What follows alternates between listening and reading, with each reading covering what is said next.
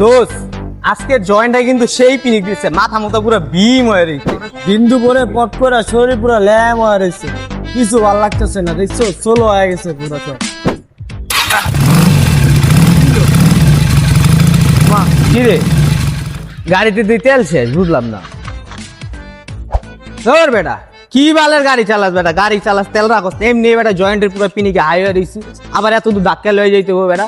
কি বাল চালাস বেটা, গাড়িতে তেল থাকে না তোর? তো তেল তো শেষ হওয়ার কথা না, তেল তো আসছিল কিন্তু এত জলদি শেষ হবো না। এখন কি করুম, এখন এখানে তো আশেপাশে কোথাও নাই, ঢাকেশ্বরী মন্দির গেতে হইব তেল ভরতে। চল ধাক্কা দিয়ে লিয়ে গেতে হইব। গাড়ি কিনতে পারছো এত টাকা দিয়ে তেল ভরতে পারো না?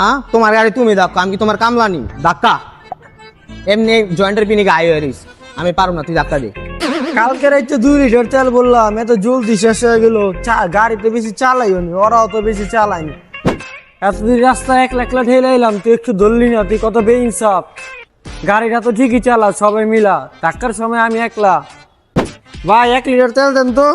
ভাই এত দূর কে হাঁটালে এলেন ভাই? এই কুজা তাই তেল লিছি। চল গাড়িটা চালায় যেতে হবে এখন, আর ডাকতে হবে না। মা স্টার্ট লাইন আগে তেল নামার তো বললাম, নাম তো দিই গাড়ি স্টার্ট লাইন আগে। এই কুত্তার বাচ্চা এদিকে আয়।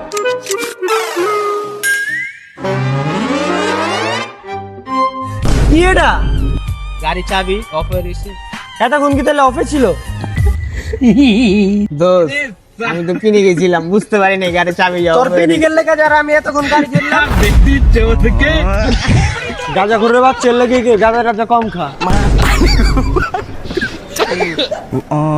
Mata nih gue, Pak.